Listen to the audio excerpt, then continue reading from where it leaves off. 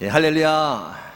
아멘. 하나님의 크신 사랑과 은혜, 그리고 그분의 따뜻한 위로와 평안, 그리고 그분의 능력, 그리고 그분의 세심한 돌보심이 오늘도 이곳에 있는 여러분과 여러분 가정, 그리고 속해 있는 모든 기업 위에 차고 넘치시기를 먼저 예수님의 이름으로 축원합니다. 우리 옆에 분에게 인사하며 이렇게 말씀해 주시기 바랍니다. 부르신 곳에서 최선을 다합시다. 하나님은 다양한 상황과 상태에서 우리를 부르셨습니다. 어떤 이는 부요하고 풍요로운 상태에서, 또 어떤 이는 궁핍하고 부족한 상태에서, 어떤 이는 건강하고 능력이 많은 상태에서, 또 어떤 이는 병약하고 능력이 적은 상태에서, 어떤 이는 믿음의 가정 속에서, 또 어떤 이는 믿지 않는 가정 속에서, 다양한 환경과 상황 그리고 상태에서 하나님은 우리 한 사람 한 사람을 부르셨습니다. 우리는 생각하기를 조금 더 좋은 환경과 상황과 상태에 있다면 지금보다는 하나님을 더 잘 믿고 신앙생활을 더 잘할 것 같다고 생각을 하지만 절대 그렇지 않습니다. 부유하면 부유한 대로, 궁핍하면 궁핍한 대로, 건강하면 건강한 대로, 병약하면 병약한 대로, 능력이 많으면 능력이 많은 대로, 능력이 적으면 능력이 적은 대로, 믿음의 가정은 믿음의 가정대로, 믿지 않는 가정은 믿지 않는 가정대로 늘 신앙의 시험이 있고 유혹이 있고 걸릴 만한 것들이 있기 마련입니다. 그래서 하나님은 말씀하십니다. 하나님께서 어떤 환경과 상황과 상태에서 부르셨든 그 상황과 그 상태에서 하나님을 가까이 하며 하나님의 말씀을 따라 주어진 모든 일에 최선을 다하며 살아가라고 말씀하십니다. 성경에 기록된 예로 말씀드리면 할례를 받았든 받지 않았든 종이든 주인이든 그것이 중요한 것이 아니라 부르신 그 상태대로 하나님과 함께 거하며 하나님의 말씀을 따라 주어진 모든 일을 성실하게 감당하며 나아가는 것이 더욱 중요하다라는 것입니다. 이곳에 있는 것이 하나님의 뜻인지 저곳에 있는 것이 하나님의 뜻인지 고민이 되고 정답을 알고 싶겠지만 이곳이든 저곳이든 그곳이 죄악의 장소가 아니라면 하나님의 뜻은 부르신 그곳에서 하나님을 가까이 하며 하나님의 말씀을 따라 주어진 모든 일에 최선을 다하며 사는 것, 그것이 바로 하나님의 뜻이라는 겁니다. 있어야 할 곳을 선택하는 것은 우리의 몫입니다. 때로는 하나님께서 강권적으로 우리가 있어야 할 곳에 밀어 넣으시기도 하지만 앞서 말씀드린 대로 우리가 가는 것이 죄악의 길이 아닌 이상 하나님은 우리의 선택을 존중하십니다. 우리가 선택한 곳이 어느 곳이든 하나님은 그곳에서 우리와 함께 하시고 우리에게 은혜를 베풀어 주신다는 것이죠. 우리 옆에 분에게 다시 한번 이렇게 말씀해 주시기 바랍니다. 부르신 이곳에서 최선을 다합시다. 아멘. 부르신 모든 상황 속에서 하나님과 함께 하루하루 최선을 다해 살아가시는 저와 여러분이 되시기를 다시 한번 주님의 이름으로 축원합니다. 여기까지가 이제 지난주 설교 말씀의 간략한 요약이었고요. 오늘 말씀의 제목을 함께 한 목소리로 읽겠습니다. 시작. 누려야 풍성해집니다. 네, 누려야 풍성해집니다. 여러분, 요즘 여러분의 삶이 어떠십니까? 풍성하다고 생각하십니까? 아니면 빈곤하다고 생각을 하십니까? 오늘 우리에게 주신 한 절의 이 짧은 말씀에서 하나님은 이렇게 말씀을 하십니다. 오늘 말씀 요한복음 10장 10절. 도둑이 오는 것은 도둑질하고 죽이고 멸망시키려는 것뿐이요 내가 온 것은 양으로 생명을 얻게 하고 더 풍성히 얻게 하려는 것이라. 예수님을 이 땅에 보내신 것은 우리로 하여금 새 생명을 얻게 하고 그것으로 끝난 것이 아니라 이 땅에서의 삶이 풍성한 삶이 되도록 하시기 위함이다 라고 말씀하고 계십니다. 물론 여기에서 풍성하다는 말의 의미는 물질적인 풍요로움 때문에 누리는 풍성한 삶을 말하는 것이 아니라 영적으로 누리는 풍성한 삶을 의미합니다.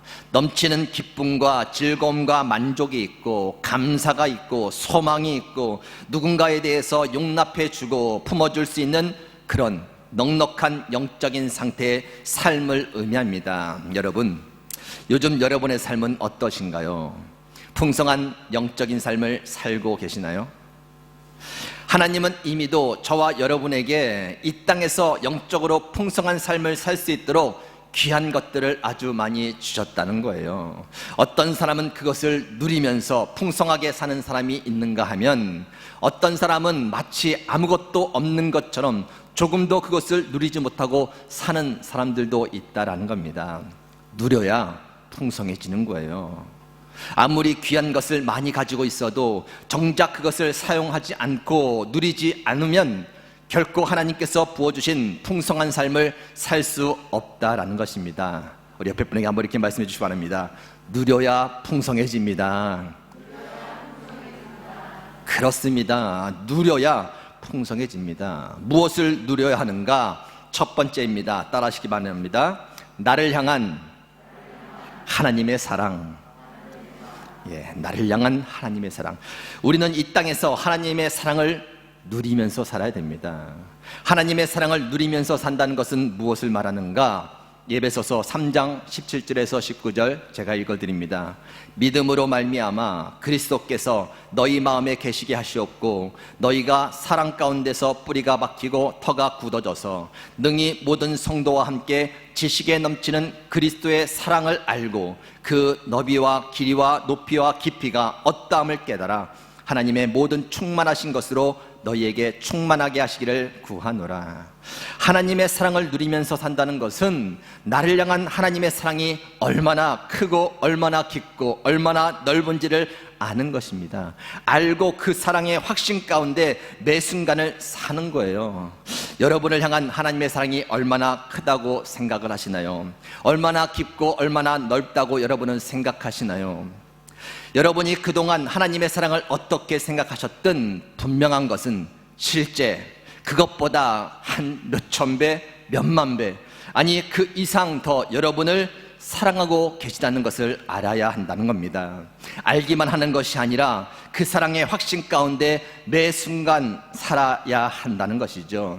그것이 바로 나를 향한 하나님의 사랑을 누리면서 사는 겁니다. 잠을 잘 때에도, 일어날 때에도, 밥을 먹을 때에도, 설거지를 할 때에도, 운전을 할 때에도, 누구를 만나 대화를 할 때에도 하루하루의 삶의 모든 일 속에서 나를 향한 하나님의 사랑을 생각하며 생활하는 겁니다. 여러분, 사랑을 받고 사랑을 하면 어떤 변화가 있는지 아십니까?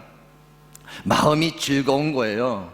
특별한 것이 없어도 그냥 좋은 겁니다. 얼굴이 밝아지고 마음이 따뜻해지고 세상이 달라 보여지는 겁니다. 혹 가진 것이 없다 할지라도 그냥 삶이 풍성해지는 거예요. 나를 향한 하나님의 사랑을 누리면서 사는 자가 부르는 찬송이 있습니다. 제가 개인적으로 좋아하는 찬송인데 찬송가 202장이죠. 제가 가사를 좀 읽어드립니다. 1절입니다. 하나님 아버지 주신 책은 귀하고 중하신 말씀일세. 귀하고 반가운 말씀 중에 날 사랑한단 말 참 좋도다. 주께서 나를 사랑하니 즐겁고도 즐겁도다. 주께서 나를 사랑하니 나는 참 기쁘다. 즐겁고 기쁜 거예요. 뭐가 있어서가 아니라, 뭐가 잘 풀려서가 아니라 그저 하나님이 나를 사랑하시기 때문에 그것이 즐겁고 기쁜 겁니다. 2절입니다. 구속의 은혜를 저버리고 어긋난 딴 길로 가다가도 예수의 사랑만 생각하면 곧 다시 예수께 돌아오리. 주께서 나를 사랑하니 즐겁고도 즐겁도다. 주께서 나를 사랑하니 나는 참 기쁘다. 어긋난 길로 가다가도 주님의 사랑만 생각하면 내가 이 길로 갈 수 없지, 그렇게 생각하며 하나님께, 주님께 다시 돌아오게 된다는 겁니다. 4절이에요. 주 예수 날 사랑하시오니 나 또한 예수를 사랑하네. 날 구원하시려고 내려오사 십자가 위에서 죽으셨네. 주께서 나를 사랑하니 즐겁고도 즐겁도다. 주께서 나를 사랑하니 나는 참 기쁘다.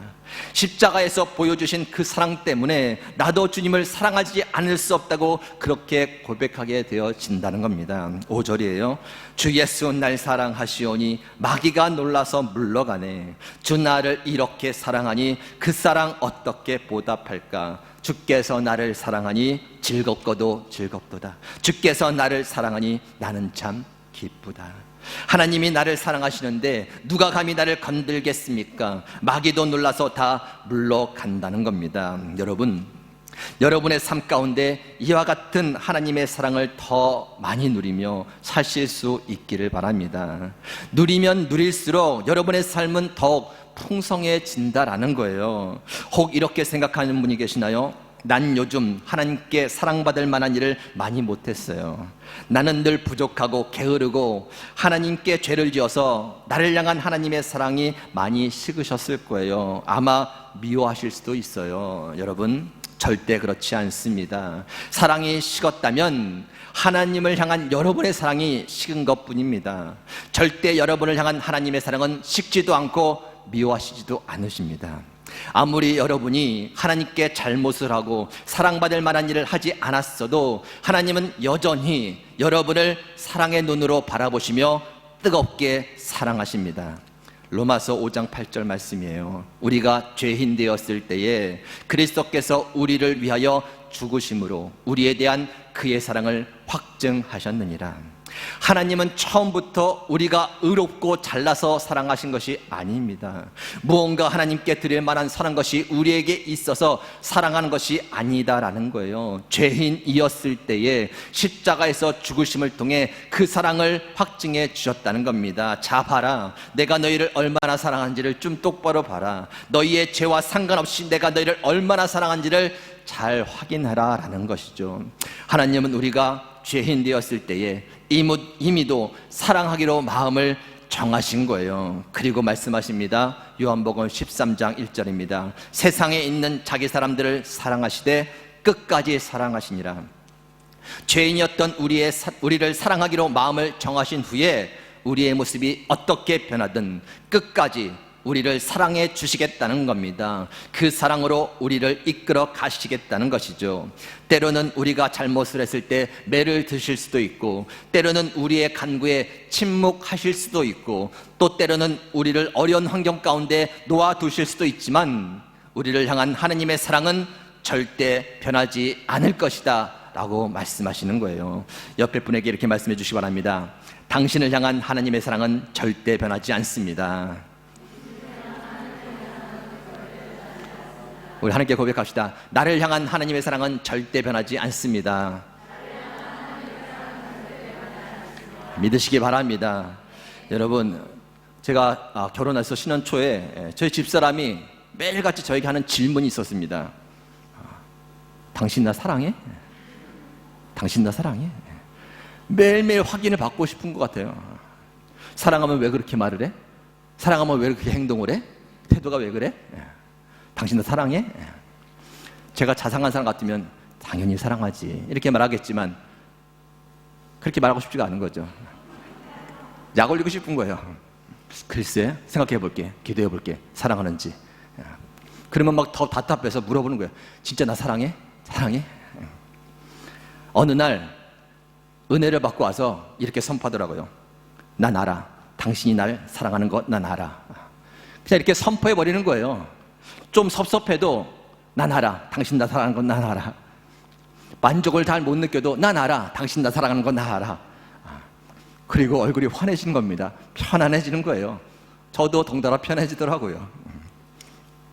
답을 찾은 것이죠. 그냥 믿고 선포하는 거예요. 여러분, 무조건 믿으시기 바랍니다. 여러분을 향한 하나님의 사랑 믿고 선포하고 누리실 수 있기를 바랍니다. 매 순간 여러분을 향한 하나님의 사랑을 좀 생각하면서 상황과 상관없이 하나님 날 사랑하시죠? 난 알고 있어요. 하나님 날 사랑하시죠? 알고 있어요. 그렇게 선포하면서 좀 누리시기 바랍니다. 그 사랑을 누리면 누릴수록 여러분의 삶이 더 풍성해지는 거예요. 우리가 이 땅에서 누려야 할 것 두 번째입니다. 한번 따라 하시기 바랍니다. 세상이 줄 수 없는 평안. 요한복음 14장 27절입니다. 평안을 너희에게 끼치노니 곧 나의 평안을 너희에게 주노라. 내가 너희에게 주는 것은 세상에 주는 것과 같지 아니하니라. 너희는 마음에 근심하지도 말고 두려워하지도 말라. 예수님께서 주시는 평안은 세상에 주는 것과 같지 않다고 말씀하십니다. 무엇이 다를까요? 예수님께서 주시는 평안과 세상에 주는 평안이 무엇이 다르겠습니까?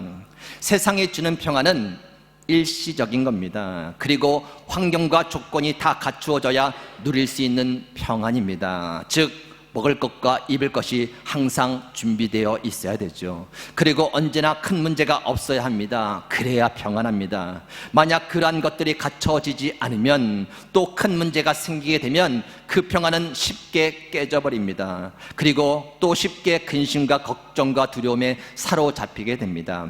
반면에 예수님께서 주시는 평안은 환경과 조건에 상관없이 늘 누릴 수 있는 평안입니다. 그리고 아무리 큰 문제가 생겨도 요동하거나 사라지지 않는 것이 바로 예수님께서 주시는 평안입니다. 여러분은 지금 어떤 평안을 누리고 계십니까? 세상이 주는 평안입니까? 아니면 예수님께서 주시는 평안입니까? 만약 여러분이 어떤 일에 대해 지금도 걱정하고 두려워하고 계신다면 그것은 세상이 주는 평안을 누리며 살고 계시는 거예요. 현재 부족한 것 때문에 불만족스럽고 또 장래가 불안하게 느껴지신다면 그것도 역시 세상이 주는 평안을 누리며 살고 계시는 거예요. 절대 삶이 풍성해질 수가 없습니다. 점점 삶이 메말라가게 되어 있는 겁니다. 삶이 풍성해지기 위해서는 반드시 하나님께서 주시는 참된 평안을 누리며 살아야 됩니다. 어떻게 누리는가? 하나님께서 늘 내 곁에 계심을 믿어야 돼요. 믿고 모든 것을 하나님께 맡길 때 세상에 줄 수 없는 참된 평안을 누리게 되는 겁니다. 하나님이 내 곁에 계심에도 불구하고 늘 불안해하고 늘 걱정하고 늘 두려워한다면 그것은 하나님께서 주시는 평안을 누리지 못하고 살고 있는 거예요. 마가복음 4장에 보면 예수님의 제자들이 배를 타고 가다가 풍랑을 만난 사건이 기록되어 있습니다. 배가 이리저리 흔들리며 당장이라도 다 배가 뒤집힐 것만 같았습니다. 제자들은 소리치죠. 두려움에 사로잡혀서 부들부들 떨며 이제는 다 죽었다고 그렇게 소리를 칩니다. 그런데 여러분, 그 배에 누가 계셨습니까? 뭐 알고 있듯이 예수님이 계셨어요. 예수님께서 그 배에서 그들과 함께 계셨습니다. 그럼에도 불구하고 그들은 죽을 것처럼 무서워 떨었습니다. 그렇게 두려워 떨고 있는 제자들에게 예수님은 어찌 그리 믿음이 없냐고 책망하셨습니다. 그리고 곧 바다에게 명하여 잠잠하게 해주셨습니다. 바다에게 명하여 잠잠하게 하실 수 있는 능력의 주님께서 여러분 곁에 계십니다. 늘 계십니다. 풍랑과 같은 인생의 고백 가운데서도 주님은 늘 여러분 곁에 계십니다. 그것을 믿고 거기서부터 오는 평안을 누리며 살라는 거예요. 여러분, 다윗의 삶을 좀 생각해 보시기 바랍니다. 다윗은 늘 쫓기며 살았습니다. 언제나 죽음의 위협 앞에 놓여 있었습니다. 어렸을 때는 양을 지키면서 짐승의 위협 가운데 있었고 왕이 되기 전까지는 사울 왕에게 쫓겨다녔습니다. 그리고 왕이 된 후에도 다윗은 여전히 수많은 전쟁의 위협과 심지어 아들에게까지 위협을 받으며 살았습니다. 얼마나 불안하고 답답한 삶이었겠습니까? 그러나 다윗은 요동하지 않았습니다. 늘 평안했습니다. 왜냐하면 그의 곁에 늘 주님이 계시다는 사실을 잊지 않았기 때문이에요. 그래서 다윗은 그의 시편 16편 8절에서 이렇게 고백합니다. 내가 항상 내 앞에 계신 주를 배웠으며 나를 요동하지 않게 하기 위하여 그가 내 우편에 계시도다. 내 오른쪽 우편에 계시도다. 이와 같은 고백이 저와 여러분에게도 있기를 바랍니다. 늘 내 앞에 주님이 계시다는 사실을 잊지 않고 그렇게 고백하며 사실 수 있기를 바랍니다. 그럴 때 우리는 세상이 주는 평안이 아니라 주님께서 주시는 그 참된 평안을 누리게 될 거예요. 왠지 그냥 평안한 겁니다. 일이 안 돼도 평안하고 길이 막혀도 그냥 평안한 거예요. 하나님께서 보여주시는 그 평안을 누리게 되는 겁니다. 그 평안을 누리면 누릴수록 삶은 더 풍성해지는 거예요. 그 평안 가운데 더 풍성한 삶을 살 수 있기를 주님의 이름으로 축원합니다. 끝으로 우리가 이 땅에서 누려야 할 것 세 번째입니다. 따라하시기 바랍니다. 영원한 생명. 한 번 더 합니다. 영원한 생명. 그렇습니다. 이 땅에서 우리가 누려야 할 것은 영원한 생명, 즉 영생입니다. 에이 목사님, 영생은 이 땅이 아니라 나중에 하늘나라에 가서 누려야 하는 것 아닙니까? 그렇습니다. 영생은 죽음 후에 하늘나라에 가서 누려야 하는 것입니다. 그러나 단지 하늘나라에서 뿐만 아니라 이 땅에서도 이미 얻은 영생에 대한 감사와 기쁨과 소망으로 살아야 하는 거예요. 요한일서 5장 13절 말씀입니다. 내가 하나님의 아들의 이름을 믿는 너희에게 이것을 쓰는 것은 너희로 하여금 너희에게 영생이 있음을 알게 하려 함이라. 예수님을 믿는 우리에게 이미도 영원한 생명이 주어졌음을 알라는 것입니다. 알고 이 땅에서 삶을 살아가라는 거예요. 영생을 누린다는 말은 현재 이곳에 살고 있지만 앞으로 영원히 주님과 함께 살 그날을 마음에 품고 살라는 겁니다. 여러분, 이 땅에서의 삶이 끝이라면 우리가 무엇 때문에 이렇게 주일날 힘들게 교회에 나와 예배를 드리고 있겠습니까? 무엇 때문에 우리가 힘들게 그 좁은 길을 가려고 애를 쓰는 것이겠습니까? 우리에게 영원한 삶이 기다리고 있기 때문 아니겠습니까? 애통하는 것이나 아픈 것이나 곡하는 것이나 사망이 다시 없는 그곳에서 하나님과 함께 영원히 살 것이기 때문 아니겠습니까? 그런데 왜 수많은 그리스도인들이 마치 이 땅에서 삶이 끝인 양 그렇게 허덕이며 조급하게 사는 것일까요? 이미 영원한 생명을 얻은 자들이 왜 세상 사람들처럼 그렇게 똑같이 작은 것들에 매이며 소망 없이 살고 있느냐라는 것입니다. 영원한 삶을 마음에 품은 사람들은 이 땅의 것에 매이지 않습니다. 신앙 때문에 비록 큰 손해를 본다 해도 구차하게 거기에 매어 죽을 것처럼 목숨을 걸지 않습니다. 삶이 고되고 고생스러워도 앞으로 가서 살게 될 그것을 생각하며 늘 감사하고 기쁘고 즐겁게 사는 거예요. 이제 10살이 막 된 제 아들이 승찬이가 가끔 이런 얘기를 하는 거예요. 인생이 너무 힘들다, 빨리 천국 가고 싶다, 이런 거예요. 그 말을 들은 엄마는 놀래죠. 얘가 진짜 말대로 빨리 죽을래나? 그래서 혼냅니다. 다시는 그런 소리 하지 말라고. 근데 제가 보기에는 진짜 천국에 대한 믿음이 있는 거예요, 아이가.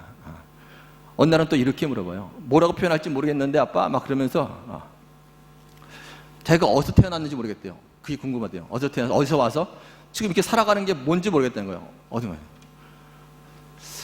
아빠가 6학년 때, 중학교 때 느꼈던 거, 생각했던 거 네가 지금 빠르게 하는 거다. 너는 하나님께부터 와서 살지만 나중에는 이제 천국 가서 살게 될 거야. 이 땅의 삶은 천국 가기 위해서 거쳐가는 과정인 거야, 과정. 비록 이 땅의 삶이 힘들고 어려워도 하나님께서 주신 그 천국이 있기 때문에 그것들 잘 이해하면서 가는 거야. 그랬더니요, 내 진짜 삶은, 진짜 인생은 천국에서 시작되네? 이렇게 얘기하는 거예요. 진짜로. 인생이 힘들다, 빨리 천국 가고 싶다, 죽고 싶다는 얘기가 아니라 천국에 대한 확신이 있는 거예요. 여러분, 영생을 누리며 산다는 것이 무엇입니까? 그 확신 가운데 이 땅의 삶이 좀 고되고 힘들지만 그래도 그것을 바라보며 견뎌내는 거예요. 이겨내는 거예요. 그까짓 것이 뭐라고 그렇게 툴툴 털어버리면서 그 가치 있는 영생을 붙잡고 그 소망 가운데, 그 기쁨 가운데, 그 감상 가운데 살아가는 것이 바로 영생을 누리며 사는 거예요. 오늘 예배 찬송가 436장입니다. 나 이제 주님의 새 생명 얻음은 옛것은 지나고 새 사람이로다. 그 생명 내 맘에 강같이 흐르고 그 사랑 내게서 해같이 빛난다. 영생을 누리며 주 안에 살리라. 오늘도 내일도 주 함께 살리라. 2절은 이렇습니다. 주 안에 감추인 새 생명 얻으니 이전에 줬던 것 이제는 값없다. 하늘의 은혜와 평화를 맛보니 찬송과 기도로 주 함께 살리라. 영생을 누리며 주 안에 살리라. 오늘도 내일도 주 함께 살리라. 영생을 누리며 살면 이전에 그렇게 좋게 보였던 것들이 이제는 값없이 여겨지게 됩니다. 그 영생의 가치를 알기에 이 땅의 것에 매이지 않게 된다는 거예요. 이 땅 일들이 중요하지 않다는 얘기가 아니잖아요. 해야 되죠. 감당해야 되죠. 이루어내야 됩니다. 그러나 그것 때문에 좌절하고 절망하고 진짜 붙잡고 가야 될, 진짜 누려야 될 것들을 못 누리고 가면 안 된다라는 거예요. 이러한 영생을 날마다 누리며 사시는 여러분이 되기를 축원합니다. 이러한 영생을 누리고 살면 살수록 우리의 삶은 더 풍성해지는 겁니다. 하나님은 이 땅에서 풍성한 삶을 살기 위해서 돈을 많이 벌라고 말씀하지 않으십니다. 지식을 많이 쌓으라고, 능력을 많이 키우라고 말씀하시지도 않습니다. 우리를 향한 하나님의 사랑, 평안, 영생을 누리면서 살라고 말씀하십니다. 오늘 본문 말씀에 도둑이 오는 것은 도둑질하고 죽이고 멸망시키려는 것뿐이요 라고 말씀합니다. 사탄이 하는 일이에요. 우리의 삶이 풍성하지 못하도록 도둑처럼 빼앗아 간다는 것입니다. 우리를 향한 하나님의 사랑, 세상이 줄 수 없는 그 평안, 그리고 영원한 생명의 그 기쁨과 소망, 이것을 누리지 못하도록 빼앗아 간다는 거예요. 도둑처럼. 그래서 늘 사랑받지 못한 사람처럼 우울하게 만들고, 늘 불안해하고, 늘 걱정하고, 늘 두려워하고, 아무런 소망 없이 이 땅에서의 삶이 끝인 것처럼 그렇게 살아가도록 만든다는 겁니다. 그러나 예수님은 말씀하십니다. 내가 온 것은 양으로 생명을 얻게 하고 더 풍성히 얻게 하려는 것이다. 우리에게 새 생명을 주셨을 뿐만 아니라 더 풍성한 삶을 살라고 부어주시는 하나님의 그 사랑과 평안과 영생을 이 땅의 삶에서 충만히 누리시는 가운데 더욱 풍성한 삶으로 하나님께 영광 돌리시는 모든 미랄가정 여러분이 되시기를 예수님의 이름으로 축원합니다. 하나님 감사합니다. 우리의 생명을 구원해 주셨을 뿐만 아니라 아버지 이 땅에서 풍성한 삶을 살도록 아버지 그 모든 것들을 허락해 주셨으니 진심으로 감사를 드립니다. 그러나 돌아보면 아버지 세상의 여러 가지 일들 때문에 또한 걱정하고 근심하고 마음에 걸리고 하나님 그렇게 살아가는 저희들, 그것들을 누리지 못하고 살아가는 저희들 다시 한번 말씀을 통하여 흔들어 깨워주시니 진심으로 감사를 드립니다. 나를 향한 하나님의 사랑, 변치 않는 그 사랑이 있기에 다시 한번 우리의 입술로 하나님의 사랑을 선포하게 하여 주시고 사랑 가운데 거하게 하여 주셔서 그 사랑으로 마음에 위로받고 그 사랑을 통하여 두려움을 물리치고 그 사랑을 통하여 다시 한번 힘을 얻고 나아갈 수 있는 저희들 되게 인도하여 주옵소서. 세상이 주는 평안을 아버지 기대지 않겠습니다. 오직 주께서 주시는 평안을 사모하며 나아가오니 내 앞에 계신 주님, 내 곁에 계신 주님, 주님으로 말미암아 흘러오는 그 평안을 맛보며 누리게 하여 주시옵소서. 영생을 허락하여 주시고 하여 십자가에 죽으신 예수님, 그렇게 얻은 그 영생의 가치가 하나님 힘해지지 않게 하여 주시고 영원한 삶을 우리의 마음에 품고 이 땅에 감당해야 될 것들을 넉넉히 감당하며 나가는 저희들 다 되게 하여 주옵소서. 그것을 통하여 우리의 삶이 더욱더 풍성해지게 하여 주시고 풍성한 미랄교회요, 풍성한 가정이요, 풍성한 자녀들의 삶이 되도록 축복하여 주시옵소서. 예수님의 이름으로 기도 올렵나이다. 아멘. 찬송 부르며 준비하신